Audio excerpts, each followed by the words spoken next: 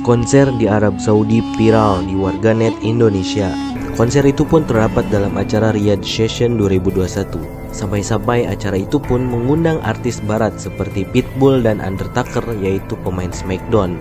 Warganet pun mengomentari acara tersebut dengan berbagai sisi positif dan negatif.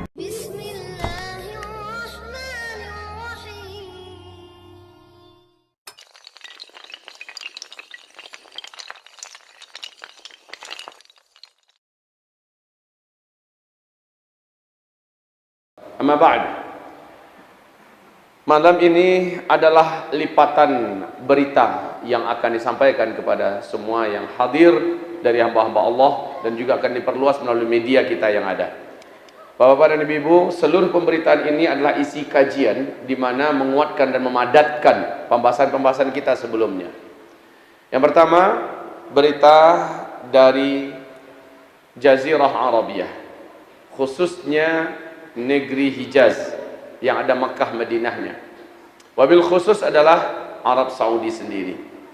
Sekarang seluruh corong berita dunia sudah membeberkan tanpa dapat ditutup-tutupi lagi kegaduhan yang terjadi di dalam tubuh keluarga kerajaan Arab Saudi, khususnya antara ayah sang Raja Salman dengan anaknya putra mahkota yang akan menggantikan beliau, Muhammad bin Salman. Sebelumnya, 2 Ramadan yang lalu, setelah Muhammad bin Salman menggulingkan atau mengkudeta saudaranya sang putra mahkota, yaitu Muhammad bin Nayef, sejak itu urusan politik dalam dan luar negeri seolah-olah berpindah secara sporadis kepada tangan Muhammad bin Salman. Seolah-olah Raja Salman jadi nggak ada kesannya. Muhammad bin Salman merekayasa sehingga Qatar dimusuhi dan diembargo.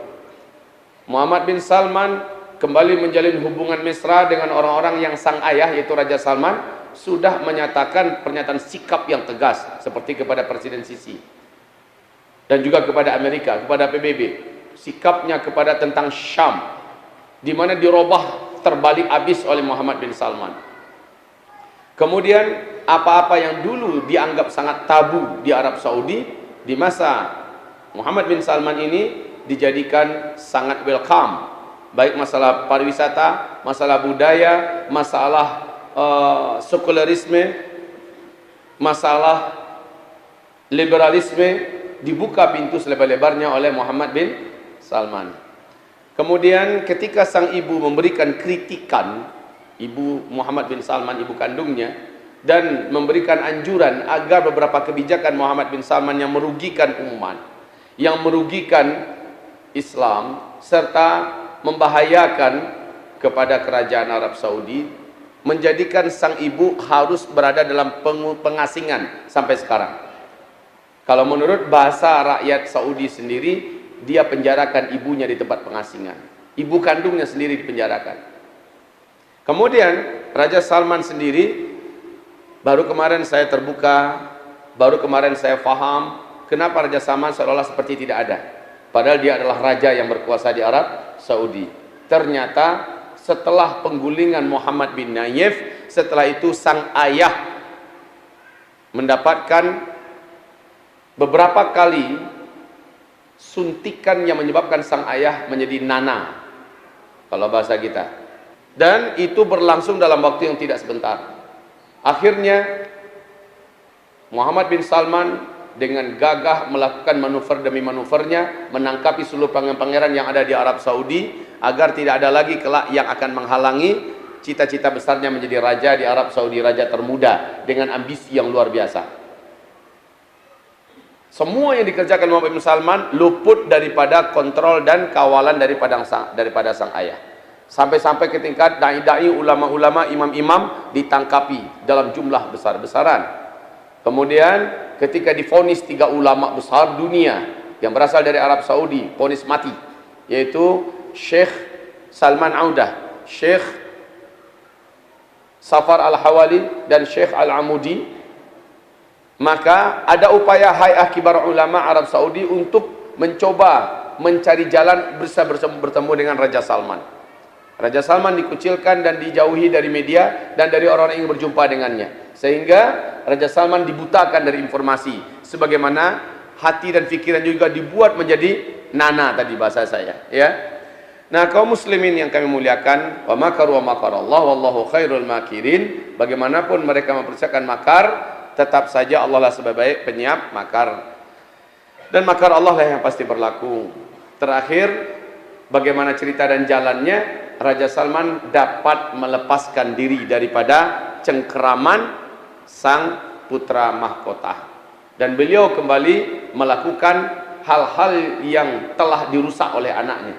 Apa-apa yang berkaitan dengan kebijakan-kebijakan strategis menurut Muhammad bin Salman oleh Raja Salman dimentahkan kembali. Seperti membangun kota Neom. Padahal itu adalah kebanggaan terbesar dan cita-cita tertinggi yang diimpikan oleh Muhammad bin Salman dengan dana melebihi 6.600-an triliun. Membangun kota Neom di tepi Laut Merah berseberangan dengan Yordania. Ini dilarang, tidak diizinkan oleh sang ayah. Padahal para investor sudah ditarik dari mana-mana. Orang-orang yang akan bekerja sudah dipersiapkan dan marketnya semua sudah siap, oleh sang ayah tidak diizinkan. Kemudian ulama-ulama yang sangat dihormati dan dimuliakan oleh Raja Salman kembali dibidik untuk dilepaskan dan dibebaskan. Dan ini sesuatu yang sangat menyakitkan bagi sang putra mahkota. Lalu terakhir, Bapak, Ibu yang kami muliakan, ketika Raja bin Salman memulangkan 30 orang pengawal yang disiapkan oleh Muhammad bin Salman untuk sang ayah, ketika sang ayah dalam rangka kunjungan kenegaraan antara Arab Saudi dengan Mesir. 30 pengawal-pengawal pribadi ini suruh pulang. Lalu Muhammad bin Salman dengan intelijennya, dengan pengawal pribadinya mendatangkan 30 orang lain, pas pampresnya yang spesial, khusus yang betul-betul sudah sangat disaring dan dipercayai untuk mengawal Raja Salman. Kenapa terjadi demikian? Dan ini sangat vulgar karena terendus oleh Raja Salman ada sebuah upaya untuk menghabisi beliau di luar negeri. Membunuh Raja Salman di luar negeri. Entah apa cara, entah manuver apa yang akan dibuat, Allahu a'lam. Entah siapa otak di belakang itu, Allahu a'lam. Yang jelas pihak intelijen Raja Salman merasakan dari 30 orang ini ada yang berencana untuk membunuh Raja Salman. Masya Allah. Akhirnya orang-orang kepercayaan Muhammad bin Salman ini untuk mengawal sang ayah dipulangkan semua, diganti dengan orang-orang dalamnya Raja Salman. Nah, hal ini akhirnya membuka dan menguak selebar-lebarnya fakta kegaduhan yang terjadi di tubuh kerajaan Arab Saudi saat ini. Ini informasi pertama. Sebagaimana sumpah Pangeran Khalid dari Jerman dan berkolaborasi dengan para pangeran-pangeran terzalimi lainnya, bersumpah akan melakukan kudeta berdarah di Arab Saudi dalam waktu yang tak lama. Wallahu a'lam. Masya Allah. Jadi kita lihat perebutan kekuasaan sebenarnya sudah ditabuh genderangnya. Ya, genderang perebutan kekuasaan sudah mulai nyata dan menjadi berita dunia saat ini. Ini yang pertama. Yang kedua, Bapak Ibu hamba-hamba Allah yang kami muliakan, masih ingat cerita saya tentang masalah Imam Al-Mahdi, bahwa kemunculannya nanti di tengah-tengah perebutan kekuasaan. Dan saat itu Arab Saudi, Mekah, Madinah berganti-ganti dalam satu tahun yang sama digoyang oleh gempa-gempa.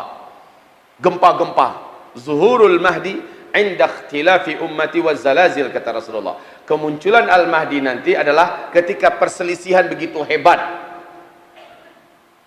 bagi penguasa Mekah Madinah, artinya bagi kekuasaan Arab Saudi, wazzalazil, dan tahun-tahun gempa.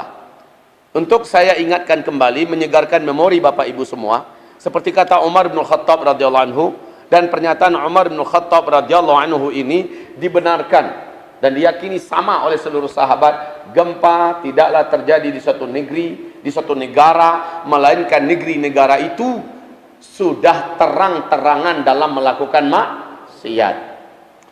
Sekarang peluang Arab Saudi gempa ada tidak? Kalau pernah terjadi di zaman para sahabat, ternyata pernah terjadi zaman Rasulullah, maka berarti akan terjadi lagi. Dan maksiat yang dibuat di Arab Saudi sekarang ini, wahai bapak-bapak dan ibu-ibu, sudah mencukupi syarat untuk digoncang oleh Allah dengan gempa. Masa di Mekah ketahuan ditangkap pasangan LGBT sedang nikahan, acara syukuran nikahan di Mekah. Dan di Mekah pula diadakan konser musik terbuka di mana laki-laki wanita joget-joget dan goyang-goyang bersama-sama sambil menenggak minuman-minuman khamr. Di Madinah juga sudah diadakan konser musik. Kan keterlaluan itu namanya. Kalau Mekah Madinah saja dinodai seperti itu, bagaimana dengan kota-kota yang lain? Kalau Arab yang lain jangan ditanya, memang sudah melebihi Bali. Akan tetapi Arab Saudi yang kelas Mekah Madinah ini loh, kalau sudah seperti ini kondisinya, maka kita bisa bayangkan apa yang akan terjadi ke depan. Allah akan datangkan bencana. Allah akan datangkan bencana.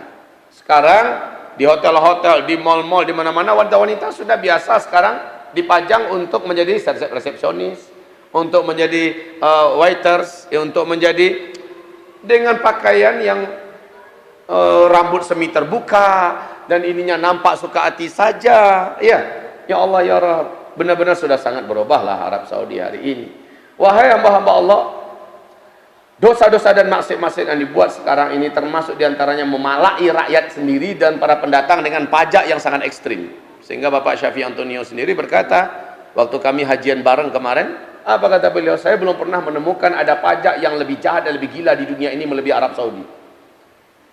Nah ini Bapak Ibu, hamba-hamba Allah yang kami muliakan, pajak itu sendiri sebagaimana kita ketahui hukumnya adalah sangat berat dalam Islam, dan itu dibebankan di Arab Saudi kepada rakyat, kepada para pendatang.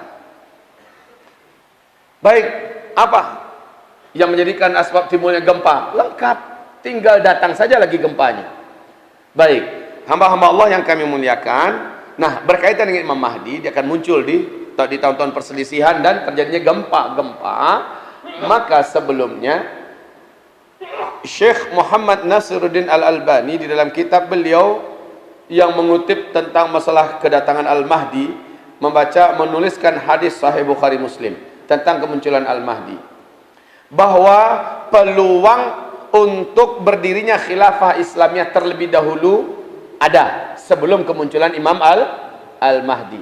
Jadi peluang hadir dan muncul terlebih dahulu khilafah Islamiyah, namun belum dengan ala minhajin nubuwah, tapi sudah berbentuk khilafah Islamiyah, bukan ISIS ya, bukan, karena masih dalam konsep Ahlus Sunnah wal Jamaah, namun belum ala minhajin nubuwah. Nanti ala minhajin nubuwahnya langsung Al-Mahdi yang pegang.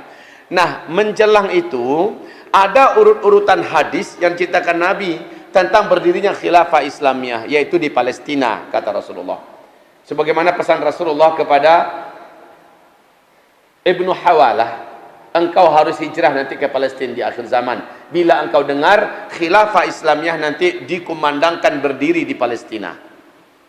Sementara pernyataan Rasulullah kepada Mu'adz bin Jabal dalam hadis sahih riwayat Imam Muslim, Rasul berkata kepada Mu'adz bin Jabal, "Hai Mu'adz, engkau akan dengar nanti Masjidil Aqsa nanti di akhir zaman dibebaskan kembali oleh hamba-hamba Allah yang terbaik."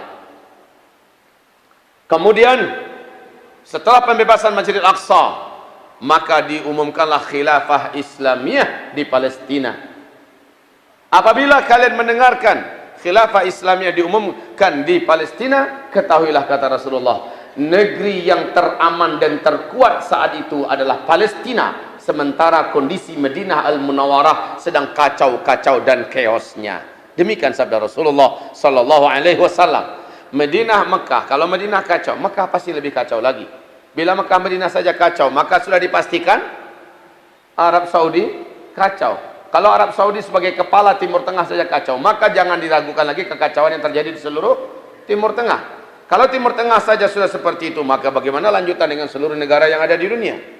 Ibarat Allah, hamba-hamba Allah yang kami muliakan, sekarang bagi kita semua yang ada dan menyaksikan perkembangan yang ada di Timur Tengah, simaklah berikut ini, bahwa kondisi Masjidil Aqsa dijajah adalah lanjutan sebenarnya daripada pembebasan.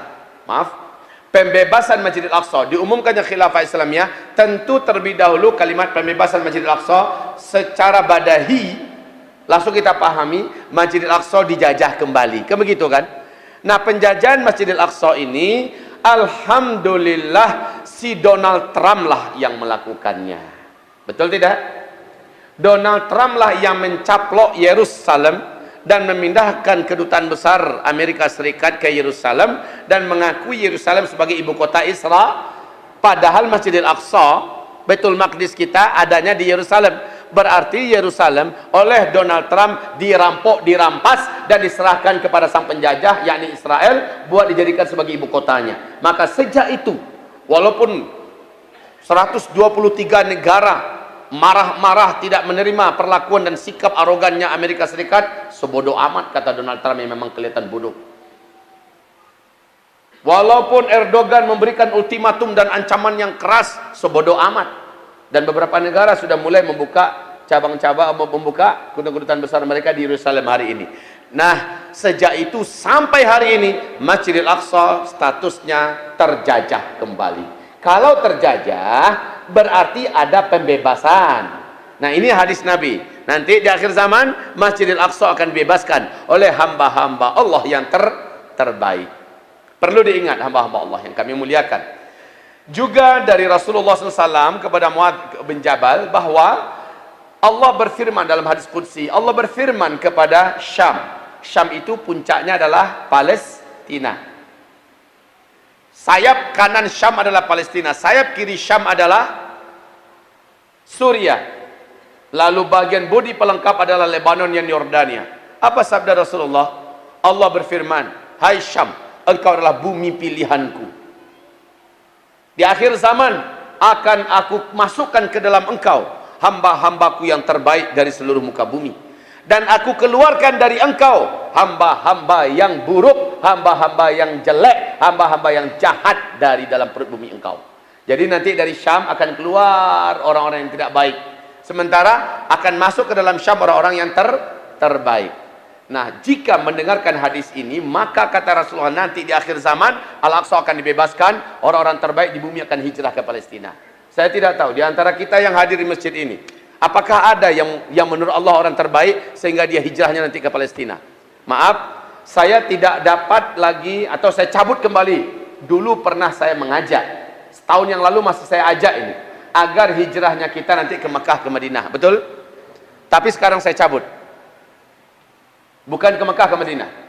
Setelah saya temukan hadis ini, setelah saya pelajari hadis ini, Mekah, Madinah justru sedang kacau-kacaunya saat Palestina menuju kepada kuat dan tenang secara de facto, de jure. Kekuatan Islam serta orang-orang terbaik di muka bumi sudah berkumpul dan bersatu di Palestina. Rezeki melimpah ruah di Palestina. Maka saat itulah taat terbaik, orang-orang terbaik di muka bumi kumpul ke sana.